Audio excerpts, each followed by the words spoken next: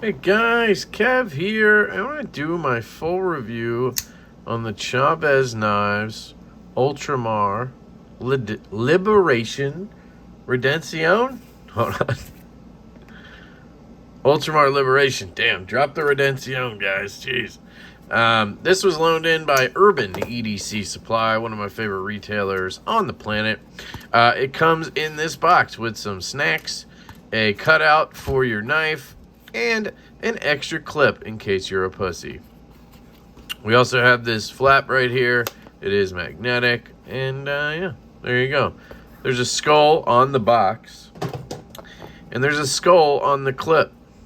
And if you don't like it, just don't buy the knife. This is my pain point with all the new Chaves knives. Why? Why, Ramon? Why did you give in? Why did you give in? These freaking forehead screws are disgusting. They look horrible. And it ruins the otherwise amazing skull clip. I have another one here. This is the Sangre that I bought right there. See? Just ruins it. I would love to see this be like the old ones where it was screwed in from the inside and it had none of these forehead screws. Tell me it doesn't ruin the skull. You know, and the 7 people, you know, how come there's no lanyard on here? You'd think there'd be a lanyard hole on here since you're giving in to the 7 people. All right, I'm done being a jerk, but you get my point. I hate it. One thing that's interesting, and I don't know if I'll do a comparison or not on these. I guess I'll show them to you side by side real quick. I think I did that in the unboxings, but this is the Sangre Street, I believe, and that's the Liberation Ultramar. They are incredibly similar. I mean, in person, it almost is the same handle. I honestly am curious to see if I could blade swap these. That's how close they look. Now you can see there's 2 screws there and only 1 there. And I think that's because if you look, this backspacer is much smaller. There's a pin in here, and then there's that screw that goes through, and it comes out the other side there. And then this clip mounts over top. On the Liberation here, you have this screw that goes through the backspacer, and I guess it might sit underneath the clip. I'm not sure. And then you have this one that I guess goes through the backspacer. So this one has a pin and a screw, and this one has 2 screws, I guess. I don't know. Is it bigger? I think the backspacer's a little... No. Yeah, I really don't understand the difference. I guess what it could be is this has the warning, and maybe because the blade sits lower, they needed to do that instead of having a screw, because this sits up higher, the backspacer can wrap around more. There you go. Yep, that's what it is, sorry. So it's because the backspacer comes up on this one, they needed an extra screw here, I guess. Anyway, I really like this build. I like the knife overall, much more than I expected to, guys. I really thought the thumb stud versions were better. I don't know if I still think that. I really like these flippers, even though I don't love the flipper design. There's just something about them that makes me like them. I don't know. I really like Chaves knives. It's just kind of like the Peña X series where I kind of just have slowly stopped buying them. I don't know, but then I buy them anyway, and I just sell them. I don't know. It's a weird thing with me and the X series and the Ultramar series. I just like them so much that I want to try them, but then I ultimately don't keep them, right? It's very weird.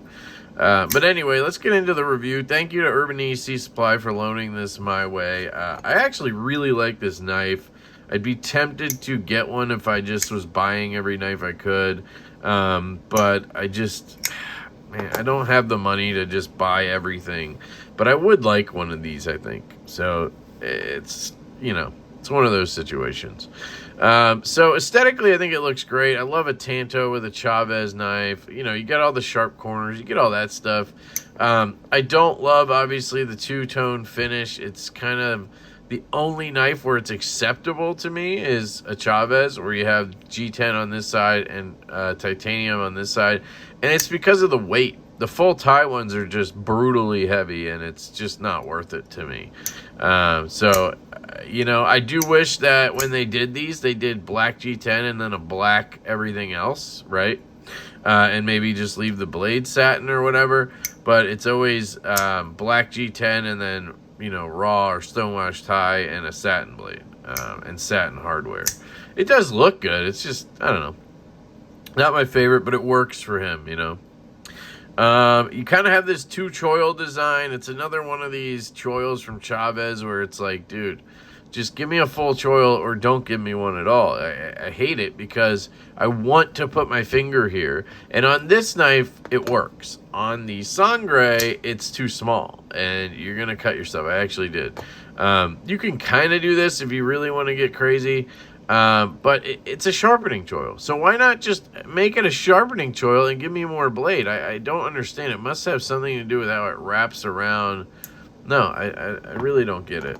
But on this, you get basically a full choil. It's good enough that I can get in there sideways. And I wish this choil was on that knife, but it's not. So you can hold it like this and use it a little bit, but it's still not going to be great, right? Yeah. But overall, good looking knife. The flipper tab works visually and everything, and I hate the clip. I love the clip. I hate the screws on the clip, I should say.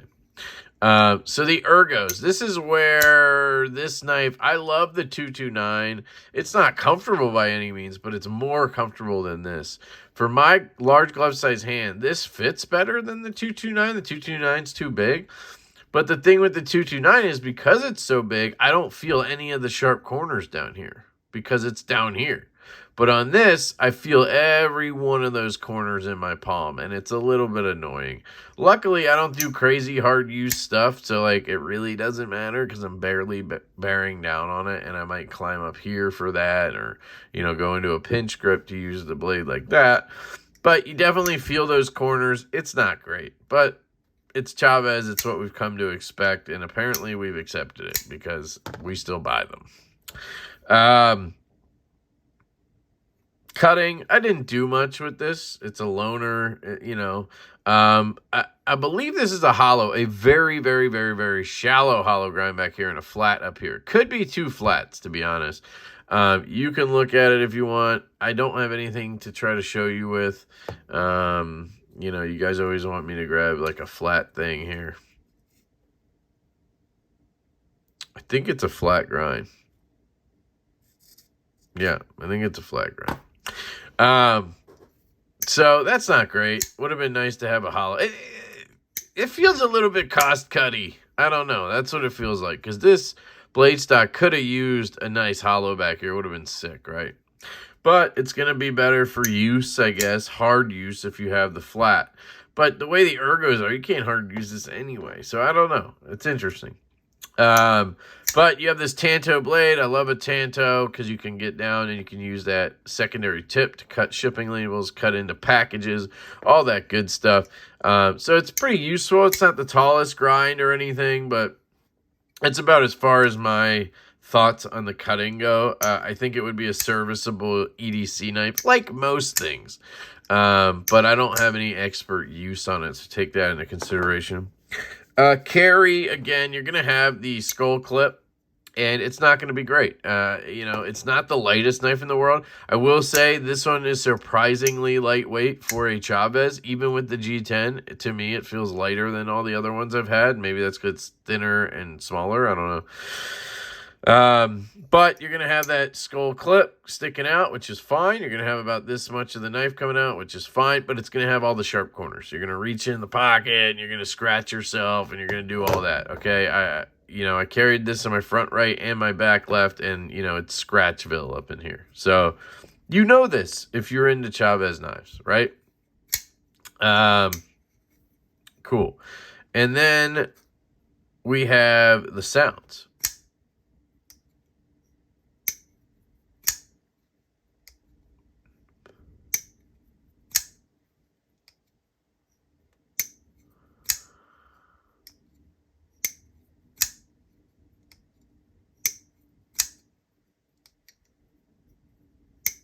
I like it. It has, from factory, a snappier detent than my Sangre did. You can listen. Just kind of fires out where the Sangre... No, sorry. Knock something over. Where the Sangre... I don't know if you can hear the difference, but let's see.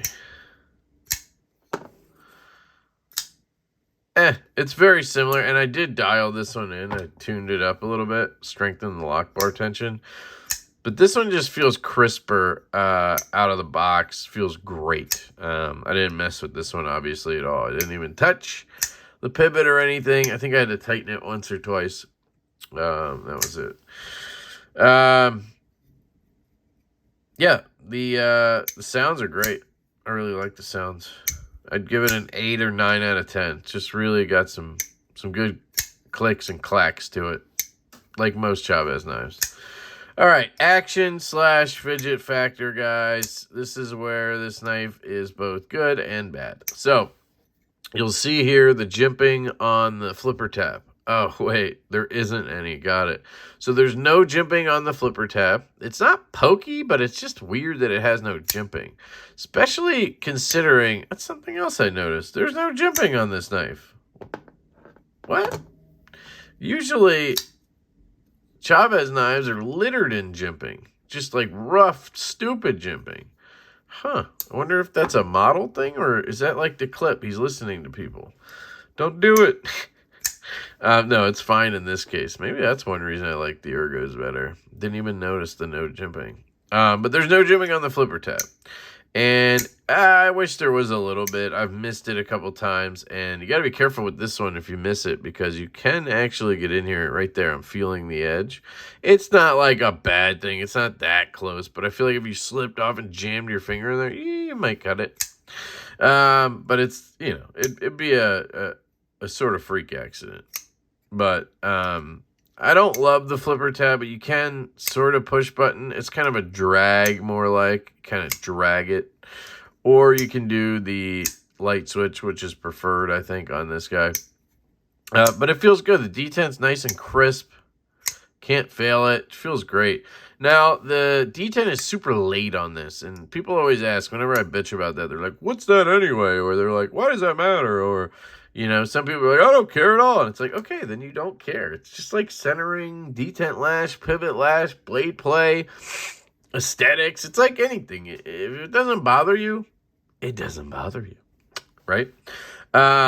You can see here, this is where the detent starts to break. It has a detent ramp, which means the detent ball pops onto a ramp, goes through, and then pops off the ramp, and then it's really smooth shakedown. They do that so you don't have a hard break, right? Because some knives, I'm guessing this one has it. Some knives, when you break the detent, it catches right here, and you have to get through a sort of hard break. It won't just like easily get past that. You have to overcome that, right? With the detent ball ramp, it kind of guides it on, it kind of guides the ball onto the blade. Just makes it a little easier. You can sometimes still shake it down. See? It'll pass that a little bit quicker. But the downside to a detent ball ramp is it's a ramp. So it's like this long or whatever, and you have to get through it. So not only does it start here, which is super late. Again, example, show you where this one breaks. Right there. See the angle of the blade? And what that does is it makes it to where you can end up with a double clutch or whatever, where if you don't have your thumb low enough, I'm not past it, right? So now it can't close. It can't close the knife. So unless you're the guy who does this and just guides the knife down yourself, in which case it doesn't really matter, you know, or you two-hand a knife close, it doesn't really matter. But if you're a one-hander, it can suck to have your knife do this, right? You have to make sure you get past it. So then you got to either get low enough on the lock bar or you got to push it past and then shake your knife down. You can get low enough on the lock bar so it passes that area and then you can shake through. But on this knife, it's super late. So again, here's the angle. On this, it's right there. So it takes less to get past it. You just kind of click the lock bar over, boom, it's already way past that point. So I hope that makes sense. This is where the detent starts. Right there is where it passes it, and now it can just freely glide down. So to me, that's really late, but honestly, I've gotten used to it. I kind of just do this. I've gotten it to where I know exactly where it is. See, that time I missed it. Get past it and shake down. So a flipper tab can cause issues with that because the flipper tab hits you. And if the flipper tab hits you before you pass the detent, well, then you're stuck. And that's what we call a double clutch, because you go like this. You go to shake it, and and it locks back up. So this can double clutch, basically. But anyway, the action after that is pretty good. It's shake shut. It's not drop shut in any way. I did not try any bearings or anything in this knife because, again, not mine. Didn't take it apart. I did in my Sangre. I could not get skiffs to work because the centering. This knife just does not want to be centered. This is with me trying an O-ring now because I couldn't get it to Loctite. But you can see here past the detent, this one's really close to dropping shut, but still not going to drop shut.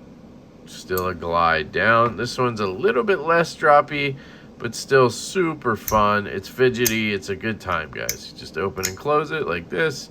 You have fun with it, all right? Left-handed, same thing. Open, close, shake down, however you want to do it. But it's flipper only, so, you know, that's the downside here. But I like it. The action's good. It's just, you got to remember the late detent. It's a sticking point for some people, and that's why I'm sticking to it. All right. Yeah. Overall, I really like this knife. Chaves did a great job. I think we're starting to see either he is changing or he's listening to people. And sometimes you don't want to listen to people. No, just give me the original clip, please.